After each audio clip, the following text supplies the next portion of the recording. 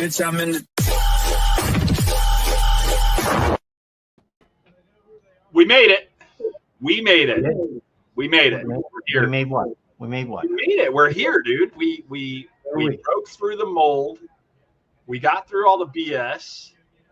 We didn't have a show last week because we unfortunately had to reschedule. But we made it here tonight, Mark. Tonight, right here on Talking Shit, where you found us. Who'd you find us? I didn't find anybody. He found us. Somebody found us? Yeah. Shut the fuck up. And just think, this is my last show being 47. Next week when we have a show, I'll be 48 years old. Oh, I thought you were quitting. No. Damn it. If I quit, you wouldn't be able to do We it. tried, ladies and gentlemen. Unfortunately, didn't work out. If I quit, you wouldn't be able to do this. You don't know how to run this. You're right. I don't know how to do a show without you. You are the bread and butter that keeps. You might be the mouth, but I do everything else. I am not. So that works out perfect for us. Any which way. Yeah, man. I found this guy. No. He found us. Wait a minute. I'm sorry. He found us. He messaged me a couple weeks back. He said, "Hey, look, I did this, and this, and would you be interested to have me on the show?" I reached out to you. I said, "Hey, Brian, this guy." He goes, "Well, let's think about it for a few minutes." I said, "Screw it." I wrote him back real quick. I said, "Yeah, we'll do it." I'm always the guy that's like, "Hey, well, hold on. We got to do the background." Yeah, I didn't do no background. No background. No, well, I did a little. Any which way. I'm between this guest and then we have next week's guest. Do you remember who's next week's guest? Yeah, it's Kate Kelly. Yes. Next week. And then we'll be off for about a week. Okay. Probably a little bit more than that. I'll be in Boston, so yeah, he'll be visiting his. Never mind, I won't say it. Yeah, you're like dead relatives, aren't you? No, I was gonna say. Got it. Yeah, there you go. Any which way, then we'll be off. But in between, we're gonna have a few pre-recorded shows, and then we'll be here with all brand new shows come November, especially our veteran show. Yes, that'll be back. And then we have 2 bands coming on in November. If you want to know more, well, we'll let you know in a few next week. Just keep following us. That's all you got to do. Just keep following us. Yeah, just keep following us. Follow. You know, if you can't watch the show, that's fine. I am missing Miss Amanda tonight. I'm hoping that she's just out putting chickens away, but we'll find out here soon. Normally, she's a little bit late. That's okay. She'll be on. She knows what time Florida or not Florida is on. She loves playing that game. Any which way. So, would you like to invite our guest on? I don't want to say I think his last name is Strawn. It's Mick Strawn, and if I butchered that, I apologize. So hopefully I got that right. Hey, that was pretty close. That was pretty close. Yeah, it is Mick Strawn. Yeah, it is. It is. By the way, that green room, I'm not sure that a urinal from decorated in the 70s motif is really a great green room. Listen, I'm just saying. I'm just saying. Well, because we offered the bidet. The snacks were a little wanting. You know, graham crackers, please, guys, come on. Well, that's all that we can afford. We don't get paid to do this. Yeah, I can understand. The lowest budget show that you'll ever be on, I promise. There you go. That's what it is, right? There are some lower budget ones. Brian, what did you do? What? Somebody died. I'm sorry. Oh, that was funny. Sorry. So, hi guys, how's it going? How's it going, Mick? It's going good. You know what? I don't think you explained who I am. The very first time of being on Talking Shit, and I want to ask you, who are you? How did you find us? I found you because I'm trying to promote a couple of films, and one I directed, and one I production designed, Solitude and Pig Hill. I'm a veteran production designer. I did Nightmare on Elm Street 3 and 4, and I designed Leatherface, and I designed the Blood Rain on the original Blade. I did a lot of the work on Mortal Kombat. I did a film called The Hidden in the 80s. That's just a little gem of a film. I built the town. I built and designed the town for Critters 2. I know that movie. Yeah, there you go. I mean, that probably worked on a lot of a Hercules TV series. I did. What was that guy's name that played Kevin Sorbo? Kevin Sorbo. Yeah, I did all the sets for that down in New Zealand. I pop up in some of the strangest places. So let's talk about set design stuff. Like, how did you get drawn into doing stuff like that? I had a construction background, and I lived outside of LA, and my sister came to town, and she needed some help.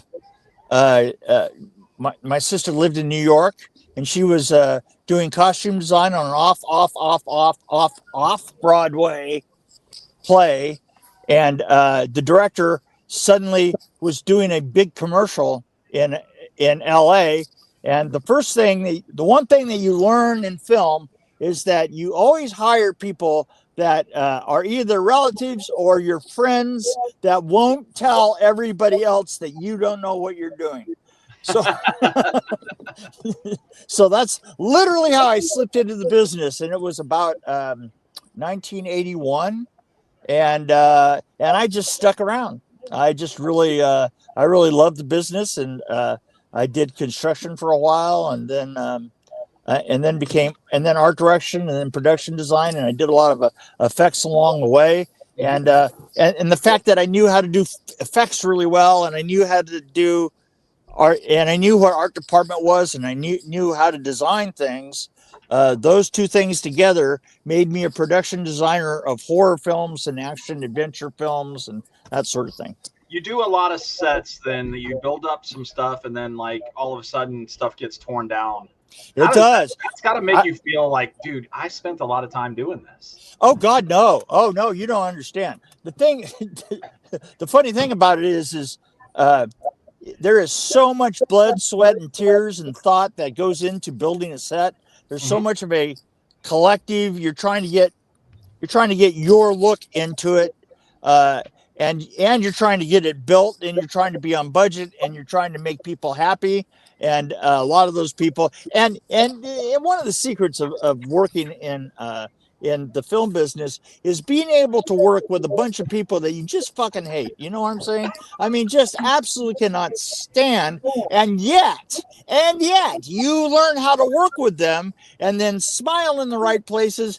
But boy, I got to tell you, every time I was done with a set, I was never so happy as just walking away.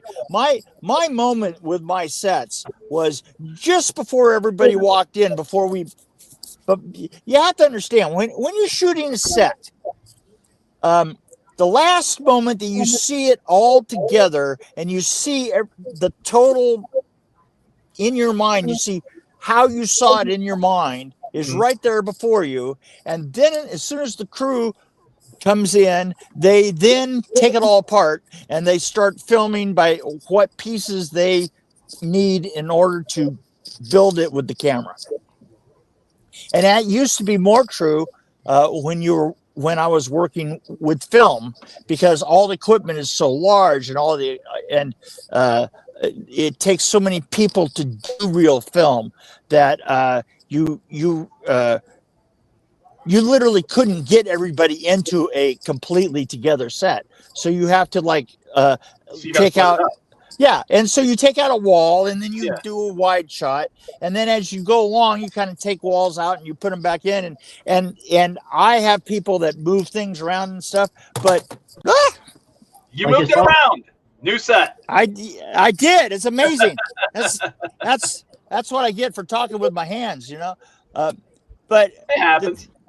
But the thing is you never see it again all put together the way you saw it at that moment before everybody came in and just fucking ruined everything. So I got to know, what on Nightmare on Elm Street 3, Yeah. what did you, what parts were yours? All the whole film. Okay. I helped pick the locations. I had a location manager. I told you helped put chickens away. Sorry. So we had some locations, but then we had all the interiors were actually there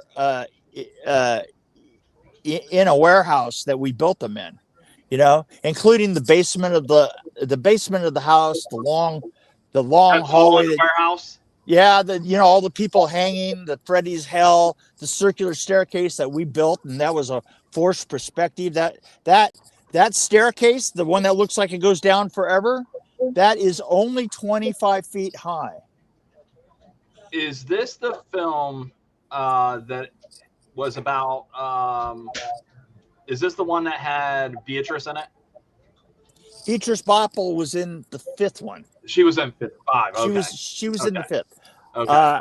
I remember her telling me about the warehouse and stuff like that, because I guess that's where they filmed 5, right? Is that right? Well, 5 was done in the old A1 building in downtown Culver City. Okay. And we didn't do 4. We did 4 up in up above LA, and we did 3 in a warehouse that was right across the street from the old county jail, which was great because they used to have this thing called weekend jail, and weekend jail was literally for people in the film industry that got caught with a bunch of coke, right? And so literally, I am not kidding. So they would hold them for the weekend, and I remember on Mondays I would be out. I would have to be there all the time, and I'd be out there at 5:30 in the morning getting tacos at the taco truck and watch the grips go by with the lighting guys just go from the jail straight into the building. Nobody's getting fired, right? Like, you're not firing somebody because they got caught with some cocaine, right? Like, oh God, no. Well, dude, just go do your job. Yeah, that was just a normal thing. Yeah, it's really I need that job. It's really hard to fire a bunch of people for drug offenses when you got a quarter ounce in your pocket.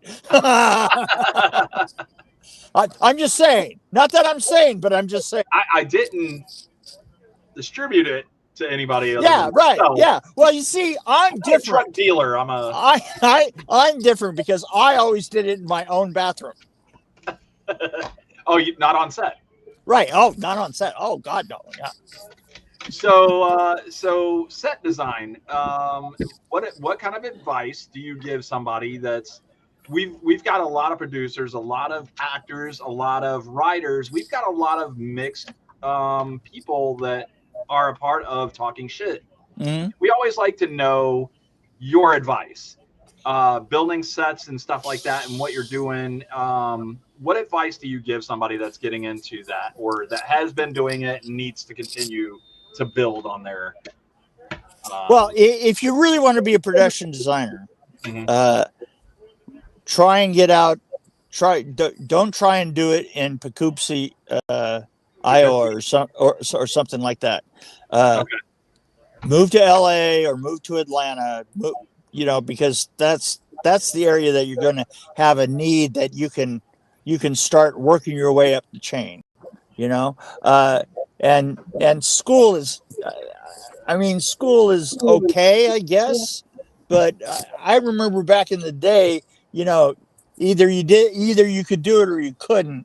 It was always a fairly brutal, super competitive, super brutal business. It's and the hours are long, and it has a way of shedding shitty people that aren't going to work out. Okay. But if you want my advice, is being a production designer. Just remember, you have a foreground, a middle ground, and a background, and and try and keep the sofa off the walls, guys. Jesus Christ, it looks like shit. That sort of thing. Actually, just remember to actually look at things and learn everybody else's job. Learn the camera's job. Learn what the different lenses do, so that you can actually have intelligent answers to people's stupid ass questions. Speaking of stupid questions, I gotta know, who was the hardest person to work with or for? Chuck Russell. Who is Chuck Russell? Chuck Russell is the director of Nightmare on Elm Street 3 and The Blob. And hard to work with. He's such a dick. Is he a perfectionist, or is he just like, I don't? No. He's you know what he is. This is a visual medium, and he isn't a visual guy. So you can present him all kinds of, like, here's our floor plans, and here's concept drawings, and this is the fabric that the drapes are going to have, and this is how we're going to dress so and so, and the props are going to look like this. And I don't like any of it. No, he just doesn't know. He'll say, yeah, that's all great, and then when you present it on the day, it's like, well, he never saw that. Or here's the real problem is this. He go, yeah, that's what I said then, but that was 2 days ago. Now we're actually filming. Well, yeah, I was kind of asking about that though, I changed my mind completely. I think totally. What we need to do here is, and then he just sit in his chair and go, you know what, I'm going to sit here and you guys just make it happen right. So does each department have their own budget that they have to work within? Yeah, absolutely. Yeah. So does that, whose budget does it affect when he wants to change everything? Is that his budget, or is that the budget of the problem? You know what? That's those battles. That's the problem with Chuck Russell, is that if you were standing there and you had a couple $1 million in your pocket, I wouldn't give a fuck what anybody said. I'll do exactly what you want, and it'll take 3 weeks. But the thing is he'd be sitting there, and all of a sudden, then the onus is on you, and to make it so that he can make his day. He can shoot enough footage for the day, right? Mm-hmm. So he's and he's just really kind of snotty and kind of a really hard guy to get along with, and don't think that I'm the one that thinks this. There's an awful lot of people. Everybody thinks this. Oh, I think it now. I don't even know the guy, but I already. Yeah, you don't even know the guy, and he's a dick. Right? Hey, fuck you, Chuck. Fuck you, Chuck. No, seriously, Chuck. If you need me to work for you, I will work for you. But the minute you tell me to change something, fuck you, I quit. How about that?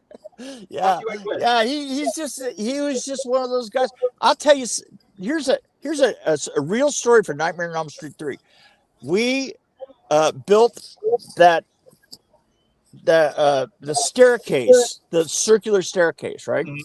We built a circular staircase, and literally we didn't have any room. The stage, we were only maybe 20 feet tall. Right? I think the stage was 20 feet with the 3 feet inside of the crown of the truss, right?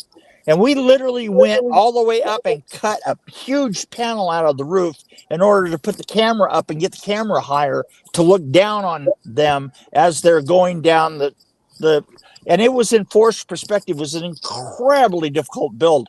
And so the idea was they come from a room in the middle, the room that has the big metal door in it. They come through that room, they come through that door, and they're in this staircase. But the thing is we just made the floor out there because the way the cameras were looking, there was no way that you could see beyond it to see the rest of the room. And Chuck gets up there and he goes, okay, well, this isn't going to work at all. Although he saw it being built, he had models of it. He knew exactly what the parameters were. And the drawings that went with it. It's not going to work for me. Yeah, not going to work for me. He was on a fucking crane, and what he wanted is he wanted all the walls built up and the floor brought up. And he sat on that fucking crane and watched us. He says, I'm not coming down from this crane until you do it the way that I want. And here's the thing. He didn't have to be a dick about it. He could have come out any of the 5 or 6 days that it was already standing and said, well, I'm going to do this and this and this. And he literally made the guys cut another hole in the roof that was over at 45 degrees so that he could look across and then tilt down on the staircase. And we had to build that thing. We had to go and get the walls of the room and jack them up with that motherfucker sitting up on a crane. God damn it. I just hate it. I just hate that guy so bad. Ugh. Shake it off. Wait, I got to shake it off. Best actor, actress that you've worked with. Best ones. Is there hasn't worked with us yet? I still to this day love Robert Englund. Yeah. Robert Englund. The thing is Robert Englund is so smart. He is such a good actor. He knows exactly what he needs to do. He knows exactly where he needs to be and how he wants to look. He has a great deal of physicality to go with a really witty mind. And the thing about Robert is just talking to Robert is just a mind expanding thing to do. He just knows so much about everything. I mean, and he, the thing is when he was born, the doctor slapped him on the ass and he started talking, and he hasn't fucking stopped yet. That's great. I mean, and he's just smart as a whip and just pleasant to be around. And I always just love to take a minute out and just have a great conversation with him. And I introduced him to his wife, and we used to go to different places and stuff and around town. And I even got invited out to his star on the Hollywood Boulevard. Yeah, I got invited out there. I got a great invitation for it. I just have recently had a heart attack, and I just don't really want to leave home. Okay. Well, so you're retired. So you're semi-retired now. Semi-retired. I do like maybe a show a year. Okay. And I haven't done one since I had the heart attack, but I'm assuming I'll go back to doing one a year. I've got a couple of things that are coming up next year. I got a film called Phobia with Nick Benson directing, and I'm going to help him direct that. Okay. And then I'm going to production design Ragaroo with Eric Mathis's company.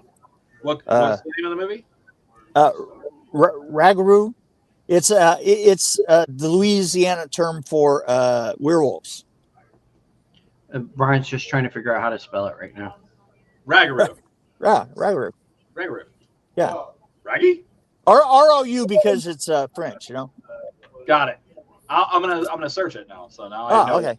So I know what the hell I'm look under Eric Mathis. He's gonna make me do it. Look under the name Eric Mathis. Okay.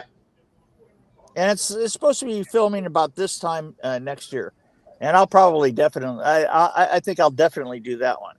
So Mark and I have been invited to be a part of a film called 92 Hours. Okay. And we don't get a set. We have to build our own on green screen. If we get the money up, we could always go up there. We can go to Chicago to be on set. But wait a minute. What they're going to do is incorporate the show into the movie. It's an independent. Okay, I see. So you guys are going to be a show inside of the show. Correct. Yeah. Gotcha. Yeah. Yeah. Well, you can do that down there. Set with our green screen. So Yeah, we're gonna go to Any Brian's advice you house. want to give us, we're open. We're all ears. So it's our first time doing a film. So I'm You know what? stoked. I would say just if you don't put the green screen right behind your head and you make a bigger green screen and give yourself a little bit of room so that you could put a couple of items, things to create some depth behind you, it would give you more of Instead of the flat that I have. Exactly. Okay. Well, I mean, look at the difference between just the two. He's got real things behind him, right? Oh yeah. And you can feel the dimensionality of those, right? Got it. And yours feels flat. And no matter what you do, it'll always feel flat. Okay. So don't do you, do him. Okay. So copy Mark's background. Got it. Yeah, just saying. I should mirror your background. Put it over here on this side. Hey, that would on my screen, right? So that would be actually pretty cool. Maybe we'll have to figure it out. We'll have to figure out how we can do that. There you go. Yeah, we'll figure it out. We start that movie sometime in the winter next year. Cool. I'm a little nervous. I've never been in film before. I don't act right when I'm around people, so there's that. Well, we won't be around people. We'll actually just. I'm gonna be around you, Mark. That's the problem. I'm always around you. I can't get away from you. I can't. What the fuck is happening right now? Hey, you're the one that chose to do this with me. Yeah, you know what? I feel sorry for your dog. My dog? Yes. Why? Well, because he's got to hang around you. He's good. He's laying right here. He loves me. Oh yeah. No, he loves you. I got it. I get it. He either loves me or he's just passed out because he's tired of listening to me talk. See, I think that's probably a lot closer to the truth right there. All right. So Phobia and Ragaroo. Ragaroo? Phobia and Ragaroo, that's next year. 1 year back and a couple of years back. I did a couple of films called Solitude. Solitude is on Tubi right now. I directed that one. Okay. And what is that about? Solitude is like, have you ever heard of the TV show Alone? It's a survivalist show. You know, people go out and they're alone and out on like in Alaska or something like that, and they build. It's Alaska. One of them's Alaska. I think they actually went out to where the Huns were, way out in the middle of nowhere too. It's like a reality show, right? Right. It's a reality show. Well, we got together with a group of people that my friend Jeremy Brown and we co-directed and co-wrote a script that was based on a version of Alone, which is called Solitude. And we introduced a Wendigo, and sort of a spooky kind of undertone to it. And then at the end of the show, there's questions as to whether she's crazy or because of hunger, or was there really a Wendigo out there? You know, you decide. So you leave it on a. Okay. Oh yeah. Yeah, it's one of those. It's a mind bender where you have to decide. Exactly. We did that by never deciding ourselves, even as we were going along. Listen, at least you didn't say, was it a dream or did this really happen? Exactly. Those no point. Movies kind of upset me. I'm like, at no point does a fairy jump out and go, drizzle, drizzle, drizzle, drone, time for this one to come home. We didn't do that. And then the other film is one that I production designed called Pig Hill. And Pig Hill is, I mean, it's a horror film. Of course, anything called Pig Hill would have to be a horror film. And it's about Mark loves horror, loves it. Oh, really? You're speaking his language right now. Pig Hill, and Solid. You'll love both of them. Pig Hill won't be out for probably another 2 or 3 months, and that was directed by Kevin Lewis, and Kevin Lewis did Willy's Wonderland. Okay. Did you ever see Willy's Wonderland? It's an amazing film. I have not. Yeah. Oh, you ought to see it. And then when it comes out, you ought to see Pig Hill. So tell us a little bit about Pig Hill. What are we going to dive into? Pig Hill. Don't give me yeah, the whole thing, but give me a synopsis and then. Pig Hill is basically about a woman who's researching that there's a rumor that the main tower, the main hill that's in town that has the radio tower on it, that there are people that live up there that are half pigs and half men. What? And Okay. anyway, yeah. Anyway, she is researching it.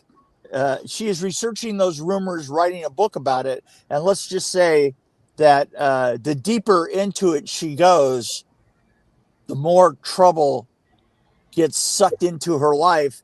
And there are a lot of really disturbing shit in that film.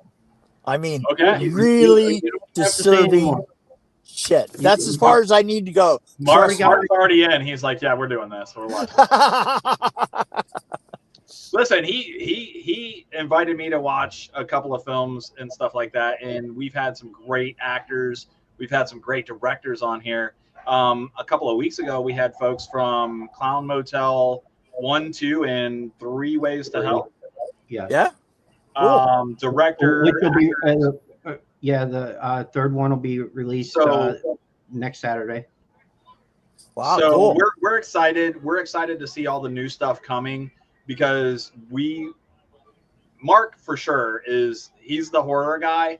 I like comedy stuff, so I always try to find the ones that are like more comical and more. I like drama stuff too. You know, like I like a whodunit kind of thing. But Mark is all about horror. He's like, if there's blood and guts and yeah, you of are course. too. Blood, guts, and nudity. I'm all for it. Yes. Well, Pig Hill. But that's not all that I watch. Pig Hill in particular is going to have a lot of nudity and a lot of disturbing shit in that. You don't have to sell me anymore. I mean, you got me hooked. Yeah, but we have an audience. We have an audience to think of here. That's right. Yeah. Amanda says she absolutely loves Willy's Wonderland. Yes, Willy's Wonderland is a great film. So absolutely, right there. Yeah, she is right. That is, it's a high quality film. Kevin Lewis was a great director to work for this, and the film takes a very twisted turn in the middle of it, and it just keeps getting tighter and tighter like a fucking tourniquet. Okay. And then there's a twist at the end that'll just blow your mind. As long as they're not dreaming the whole time, because like I said, those movies do not impress me. I don't find too many of those. One in a blue moon, I find one. Yeah. You worked on Blade. I did. You did the blood splatter scene. Is that I did that original the first scene in the club. In the club, the whole club scene, that was super complicated. It took a week. Who picked the music? The music was fantastic. I actually, that was done by Kevin Benson, who's a friend of mine, that put together the music of that. Love the music. Yep. Yeah. So tell us how much blood was spilled. 3,500 gallons. Jesus. And you may have noticed if you go back and watch the film that it is not the drop and run down you kind of blood. It is just like the drops are big and thick and they just coagulate together and just slime down faces and stuff. And that was what it took us 3 months to rig it, to make the right formula for the blood. That literally, when you look at the spray heads on that, and the spray heads that we used on that look like the regular ones that you would use in any commercial building. So the emergency, for like firefighting, right? For firefighting, right? Yeah. But what we had to do is, because the stuff was so thick and it took so much to pump it, that when we went with those heads, it just went down and it just blooped and literally blooped around that little device. So we had to go out and make them 3 times bigger, and like they were like this big around. Okay. Right, in order to actually work with that. But being as they're up on the ceiling there, you really can't get the feeling of that they're bigger than they should be, and that's why it looks like it's right. The spraying is right and stuff, but when it's landing on people, it just looks like it's just this horrible, thick, just terrifying shit. So I got to know, you have to do some kind of trial run, right? Before you. Oh my God, we did. We had test pieces that we had single test pieces that were just to test the heads, and then so we tested the head. Once we got the fluid that we wanted, right? Mm-hmm. Then we had to test the heads. Then we discovered we needed to make bigger heads, and then we built a 3-bay one that had three of those sprinklers in it, and we did camera tests with it, and we discovered a lot of really weird things. Is that the stuff was so thick that when they came on, it used to be that film only had a latitude of a certain amount of stops. It wasn't as super sensitive as the sensors are nowadays. And because of that, as soon as we would turn the showers on, all of a sudden the cameras would go black. Oh, that's not good. They went black because there was so much fluid coming down so thick that it wouldn't let enough light through to actually expose the film. So then we had to work around that problem, where we had to change some of our fluids in and out so that it got clearer as opposed to being really opaque, so that we could actually let enough light in so that we could still see it once it came down. But you didn't take the 35. You had 3,500 gallons. 3,500 gallons. You didn't dilute it in any way. No, we couldn't. It had, because the thing is it's like any set of experiments. You can't go back. You don't want to go back and rework it when you've got so much going that's right. You know what I'm saying? In other words, it looked right once it was on the skin, and it looked right spraying out of the thing. So in order to fix that, we just had to make sure that we could transfer light through it. And it was like I say, it literally took 3 months before we had a rigging system, and then we had to take that system and we had to build it into the set. We had to set up a 3,500 gallon tank and get all. We had three enormous pumps, gasoline powered Honda pumps, and we were pumping through 1.5-inch pipe. So it was a very serious. Everybody that was dancing in that, then we had to have showers for them. So we had. Who cleaned up the set? Who had to clean up the set? The thing is the set completely drained out and went back. It was a circulating system. It was even chlorinated, so that because we had to work with that for a week and a half. Wow. The whole system to get that rig going. So the people we had, you know what they use for forestry, for forest fires? They use these enormous trucks that have maybe 15 showers in them. And changing rooms. And we had 9 of those trucks in a circle all around our stage in order to get everybody in and get showered. Get everybody in and get them showered and get them off the clock. And it was such a nightmare. I mean, it was it was the hardest that it was like 3. I mean, from the time it first started until the time that we were done with it, it was probably 3 months of my life. Just that one gag. Wow. Yeah. All right. Listen, we have hit our halfway mark. We're actually a little over it. Let's take a quick break. Let's refill our drinks. Go to the potty if we have to go potty, ladies and gentlemen. Yes, exactly. I got to go get another one.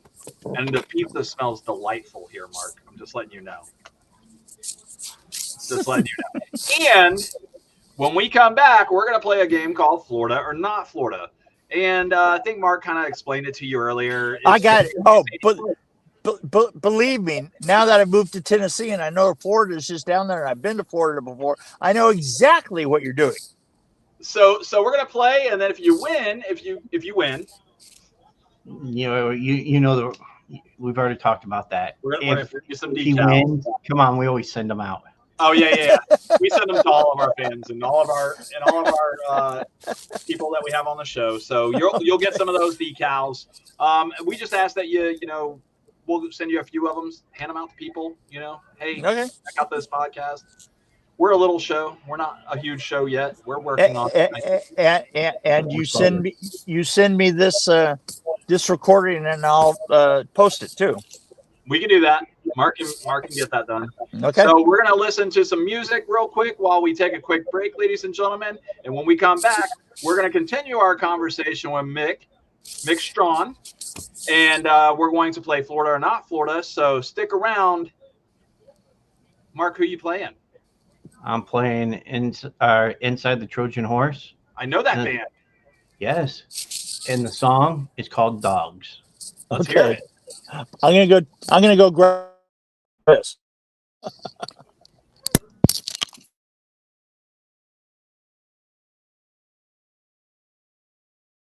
We're on a mission, so get out of the way. The dogs have lost control. Come off the chain.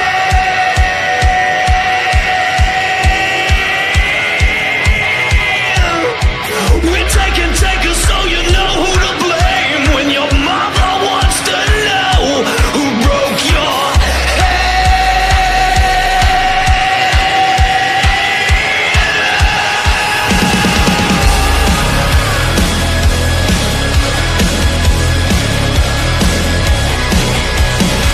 You got a million little things you could say, but they'll never come out right. We're on a mission, walking shotgun face, half cocked and wild in the eye. In our condition, death by collision, we'll be breaking by the morning. So save all your pity and save your city, 'cause we'll be taking more than your life.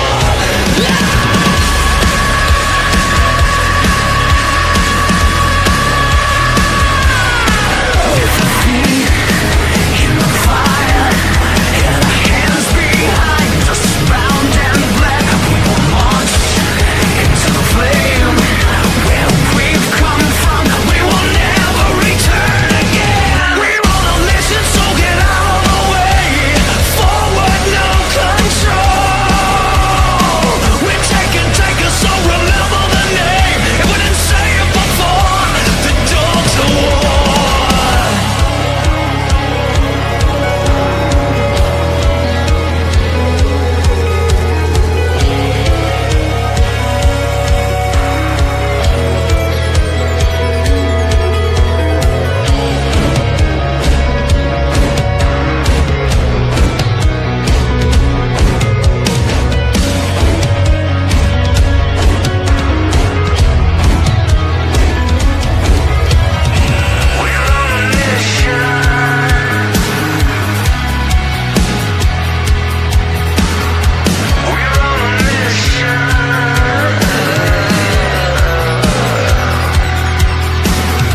We're on a mission, so get out of the way. For we've no control.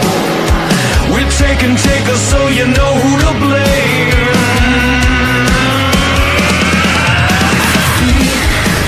In the fire, and our hands behind us, bound and bled, we will march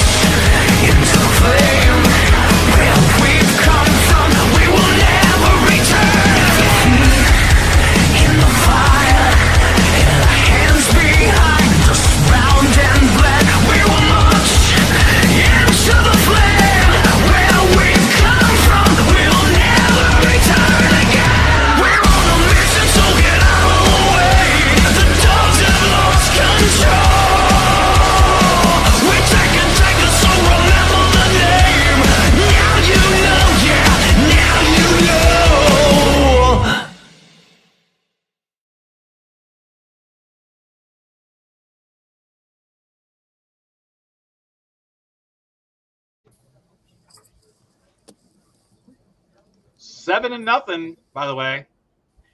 You're I welcome. bet you that pizza's tasting real good too, right? Yes, it is, sir. Had to get me a slice. It was smelling delightful. The girls have done a fantastic job. Everything is homemade, all the way from the dough, all the way to the, the stuff. So, yeah, I had to get me a slice of the pizza. Gotcha. Ladies and gentlemen, we are back with Mr. Mick Strawn. And Mick, we're here to play. We're here to play a little game. Okay, I'm ready. You want to play a game? Yeah, let's play a game. So this game is called Florida or Not Florida.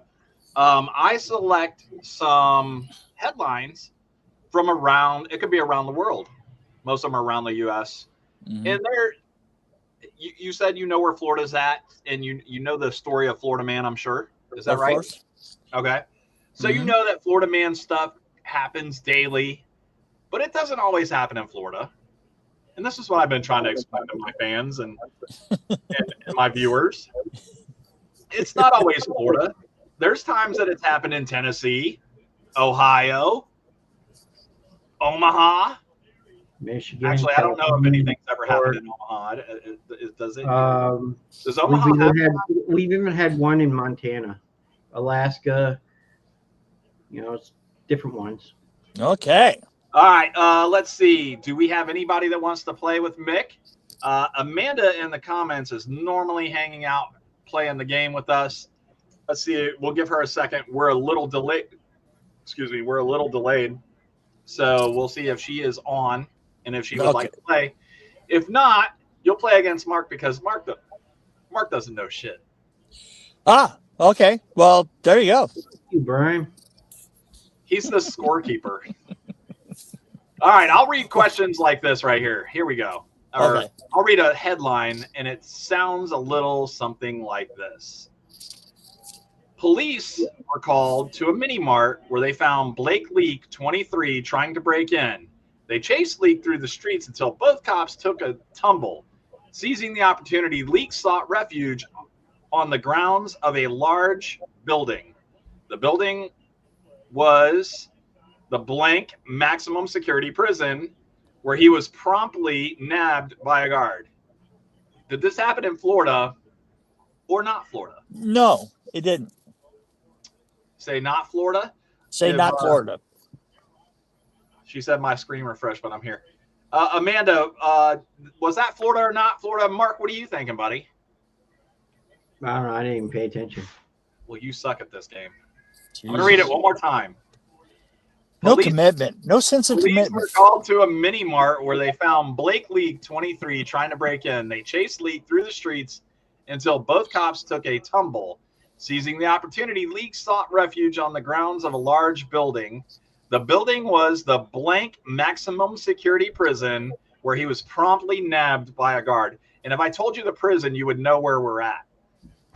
Yeah, I'm going to say is no. I'm going to say Florida.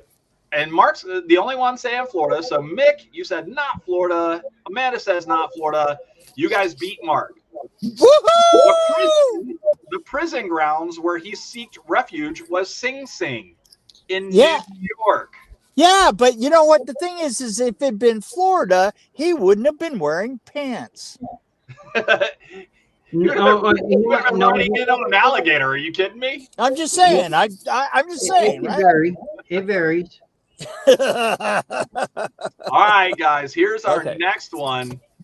Man tries to race another driver, revs his engine, and blasts off to 124 miles an hour. He didn't realize, though, the other driver was a cop.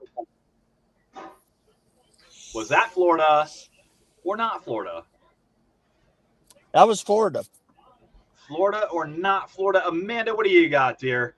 Mark, what are you thinking, buddy? You think that's Florida or not Florida? I'm thinking Florida.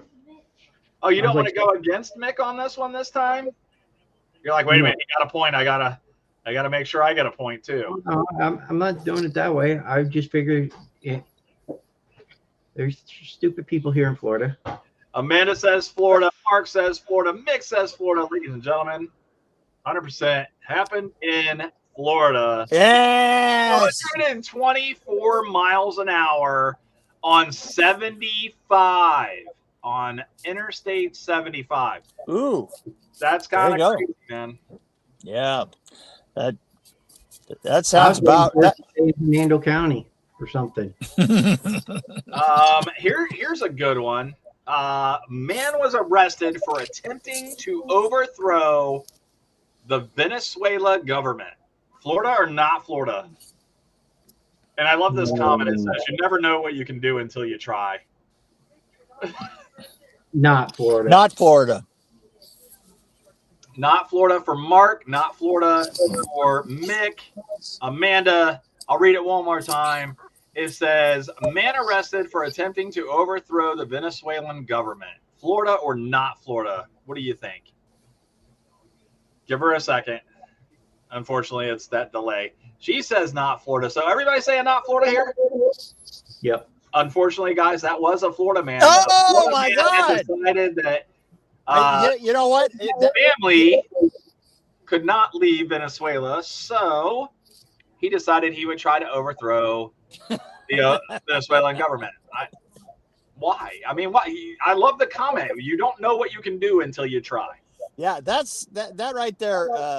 That's what doesn't feel that shows a great deal of gumption.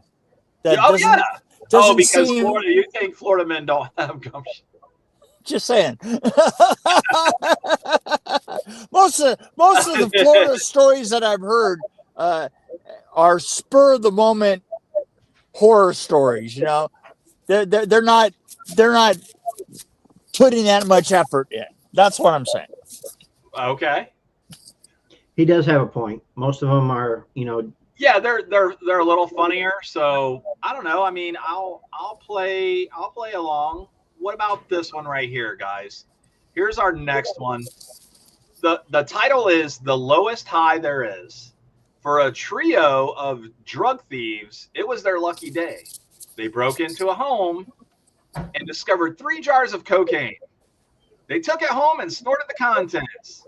That's when they discovered the jars were in fact urns, and that they were cremains of the victim's husband and 2 dogs. Oh my God. Was this Florida or not Florida? That you know what, that feels Florida to me. Well, there's 3 of these guys now. I got that. That's Okay. Yeah. So we think all 3 of these guys may have been Floridian.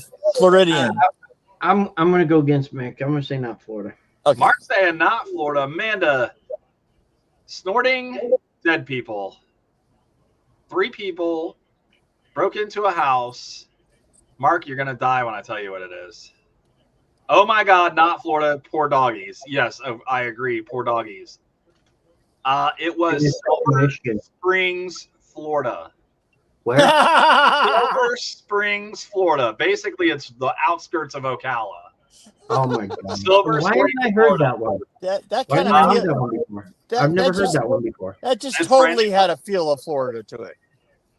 Oh, Brand new. normally when he reads them, that's what normally he does. He'll pick Florida with some of the godly ones. Yeah, I should have figured that was Florida. Yeah, there you go. All right, let's see. And this one doesn't tell me where it's from, so I can't tell you guys if that's Florida or not. Okay, here we go. As 2 men waited in line at a coffee shop to pay their bill, a 3rd man cut in front of them and threw a drink on the clerk, demanding all the money from the till. Temporarily surprised, the men quickly recovered and handcuffed the crook. Apparently, in his rush, the criminal did not notice that these guys were police officers in full uniform. Did this happen in Florida, or was this not Florida? Not Florida. Florida or not Florida? Not Florida. Mark's going not Florida. Hang on, we gotta wait for Amanda. Her last one was, oh my God, not Florida. I need to know if the new one is going to be not Florida as well, or if it's going to be Florida. So what are we thinking? We threw the coffee on the clerk because we wanted the money. Amanda says not Florida. And guys, you're all right. It happened Tell you in what, Hawaii. you know Hawaii. what? You know what it was? It's because What's that? If it had They had their been pants. if it had been a Mountain Dew that he had thrown, then I would have said it was Florida, right?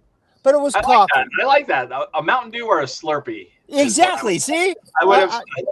I would have elected for either one of those two. Exactly. I would have gone that direction either way. And of course, if it were a Mountain Dew Blast, that would have been absolutely on point. Mountain Dew Blast. Yep. Right. There you go. So that one happened in Hawaii. What number were we on, Mark? Was that 4 or 5? That was the last one. That was it? Yep. Oh, I only missed one. All right, what's the score? Mick 4-1, Amanda 3-2, and that's good. I win. Mark wasn't playing. Mark didn't show up to play today, so Normally I don't play the game. Mick has won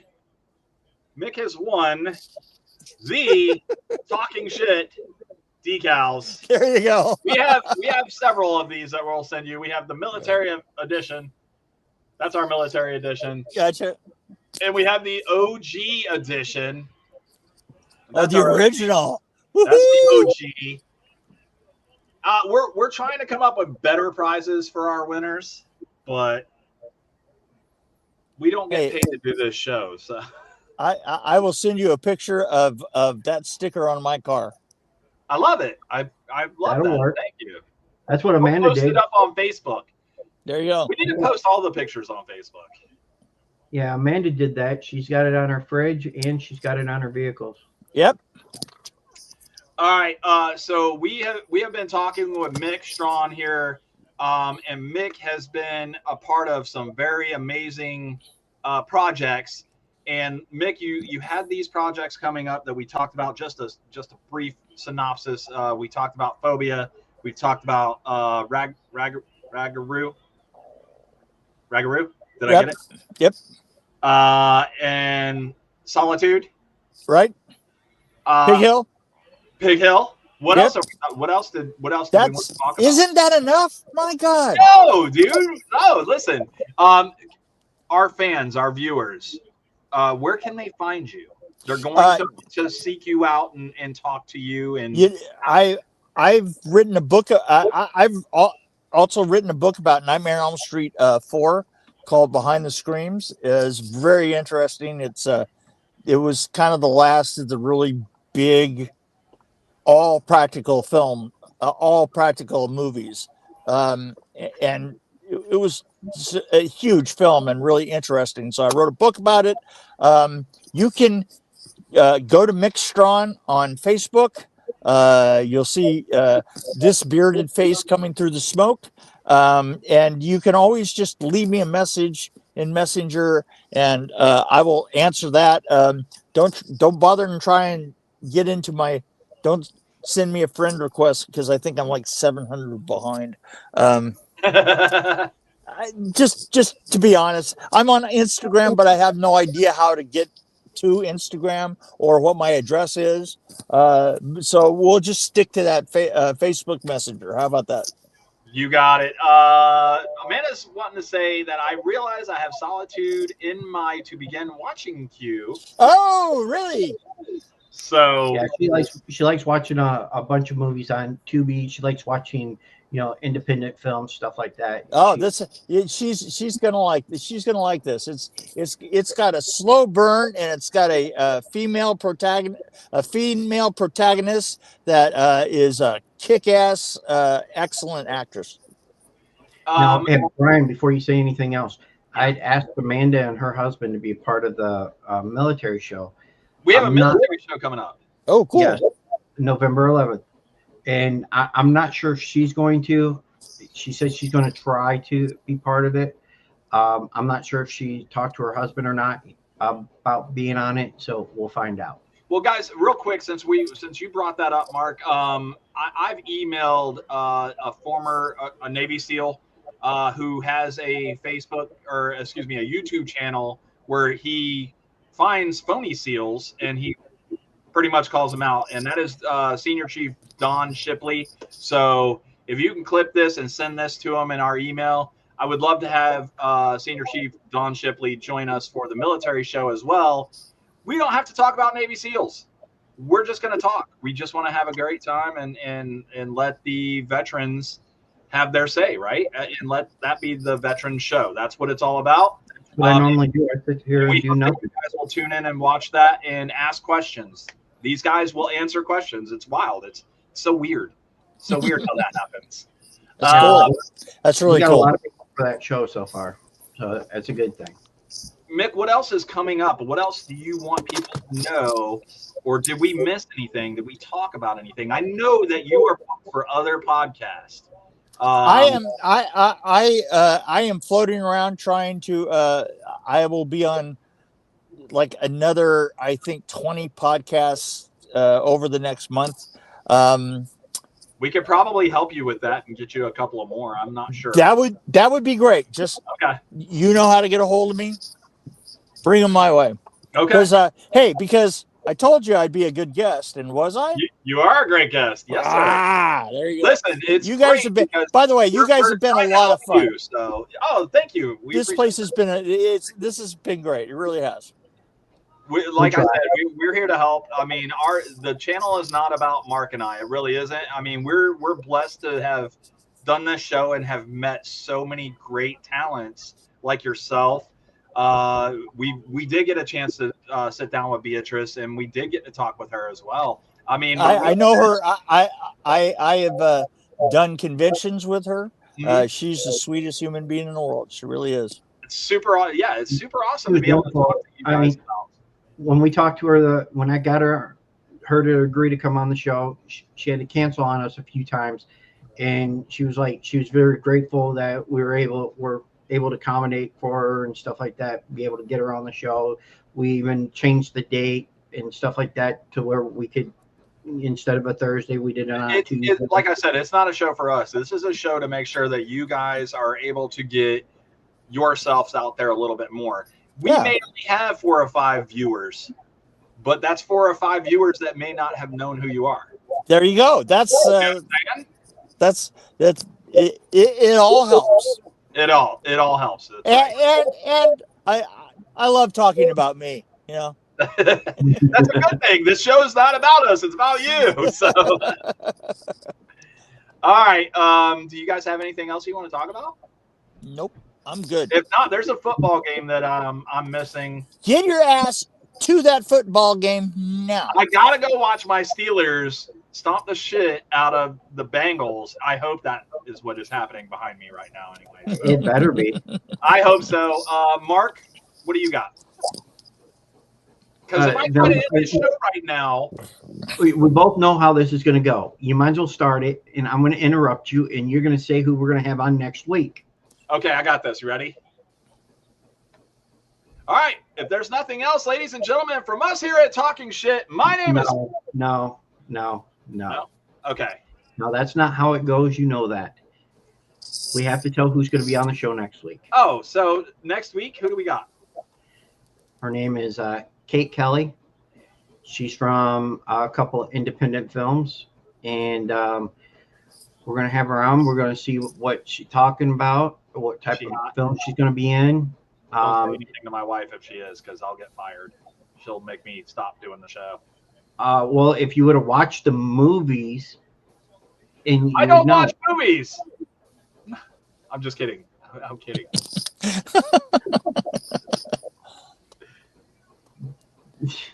Get here! Yeah. All right. I'm sorry I cut you off. Go ahead. We'll talk about it, though. Okay. I'll tell you more about her in a little bit. Perfect. Because, I prefer you to at least watch one of them so you know how she acts. It's so much work for me to watch movies anymore. It's 30 minutes. Okay, fine. Yeah, right. Fine. You're still going to ask me what the movie's about. I certainly will. And Robot Monkey says, hello. With a question mark? No question marks here. You've run into the show. It's Talking Shit. You found us. Now like us, subscribe, and have a nice day. All right. What is that it, everybody? Are you That's guys? it. Yeah. Bye. All right. Ladies and gentlemen, from us here at Talking Shit, my name is Brian. I'm Mark. And this is Mick. And ladies and gentlemen, we're out of here. Have a good night. See you later.